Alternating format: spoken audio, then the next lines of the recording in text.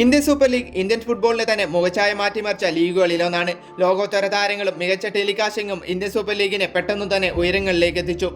ISL തുടങ്ങി 10 സീസണുകൾ പൂർത്തിയാക്കുമ്പോൾ നിലവിൽ മാറ്റമില്ലാത്തത് റെഫറിംഗ് മാത്രമാണ്. ഏറെ പഴികേട്ട ഇന്ത്യൻ റെഫറിംഗിന്റെ നിലവാരമില്ലായ്മ പലവട്ടം പലരും ചോദ്യം ചെയ്തിട്ടും മാറ്റമുണ്ടായില്ല. അതിനാൽ ആരാധകരടക്കം യൂറോപ്യൻ ലീഗുകളെ കണ്ടുപഠിക്കൂ എന്ന് പറയുമ്പോൾ അങ്ങ് യൂറോപ്പിൽ സൂപ്പർ താരങ്ങൾ നിറഞ്ഞാടുന്ന സ്പാനിഷ് ലീഗിൽ സ്ഥിതി ഇതിലും മോശമാണ്. വാർ സംവിധാനമടക്കമുള്ള ആധുനിക രീതികൾ പിന്തുടരുന്നുണ്ടെങ്കിലും റഫറിങ്ങിന്റെ അവസ്ഥ വളരെ മോശമാണ്. അതിന്റെ ഏറ്റവും വലിയ ഉദാഹരണമാണ് കഴിഞ്ഞ ദിവസം നടന്ന റയൽ മാഡ്രിഡ് ഒസാസുന മത്സരം. റയൽ മാത്രമല്ല, ബാർസലോണ അടക്കമുള്ള ലാ ലീഗയിലെ പല ടീമുകളും ഇതിന്റെ ഇരകളാണ്. ബാർസയുടെ ഒരു മത്സരത്തിൽ ലെവൻഡോസ്കി ഗോൾ നേടിയെങ്കിലും റഫറി ഓഫ് സൈഡ് വിളിച്ചു. വാർ ചെക്കിങ്ങിലും ലെവൻഡോസ്കി ഓഫ് സൈഡ് അല്ല എന്ന് വ്യക്തമായിട്ടും റഫറി തീരുമാനത്തിൽ ഉറച്ചു നിന്നു. അന്ന് ബാർസയ്ക്ക് നഷ്ടമായത് 3 പോയിന്റുകളായിരുന്നു. നിലവിൽ ലാ ലീഗയിൽ കിരീടം നേടാൻ റയൽ മാഡ്രിഡ്, ബാർസലോണ, അത്ലറ്റിക്കോ എന്നീ ടീമുകൾക്ക് തുല്യ അവസരമാണുള്ളത്. അങ്ങനെയുള്ള ഈ സമയത്ത് റയൽ മാഡ്രിഡിന്റെ പ്രതീക്ഷകളെല്ലാം തകിടം മറിച്ചാണ് കഴിഞ്ഞ ദിവസം റഫറി കളിച്ചത്.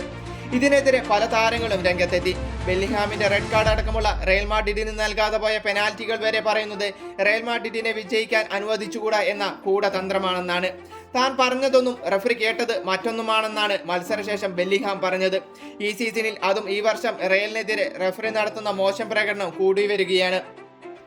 എസ്പാനിയോളിനോട് തോറ്റ റയൽ മാഡ്രിഡ് അന്ന് അപകടകരമായി റയൽ മാഡ്രിഡ് താരം എംബപ്പയെ കാർലോസ് ഫൗൾ ചെയ്തിട്ടും യെല്ലോ കാർഡ് മാത്രമാണ് നൽകിയത്. അവിടെയും നിന്നില്ല. മാഡ്രിഡ് ഡെർബിയിൽ സാമുവൽ ലീനോയ്ക്കെതിരെ ഷുവാമിന് നടത്തിയ ഫൗളിന് പെനാൽറ്റി നൽകിയതും റയലിന്റെ നിലപാട് കടുപ്പിക്കുന്നതിലേക്ക് നയിച്ചു. എസ്പാനിയോളിനെതിരെയുള്ള തോൽവിക്ക് ശേഷം റയൽ മാഡ്രിഡ് 4 പേജടങ്ങുന്ന തുറന്ന കത്തിൽ റഫറിക്കെതിരെ രൂക്ഷ വിമർശനം നടത്തി. എന്നാൽ ലാലിഗ പ്രസിഡന്റ് ഹാവിയർ ടെവസ് ഇതിനെതിരെ തിരിഞ്ഞു. റയലിന്റെ മനോനില തെറ്റിയെന്നും ലാലിഗയെ അപമാനിക്കുന്നത് നിർത്തണമെന്നും പറഞ്ഞു. മാത്രമല്ല, വിനീഷ്യസിനെതിരെ നടത്തിയ റേസിസും അതിനുശേഷം നടന്ന സംഭവങ്ങളും നമ്മൾ കണ്ടതാണ്. റയലിനൊപ്പം അലാവസും റഫറിങ്ങിനെതിരെ പരാതി നൽകിയിട്ടുണ്ട്. ഏതായാലും ഇതുപോലുള്ള റഫറിംഗ് പിഴവുകൾ വളരെ മോശമാണ്.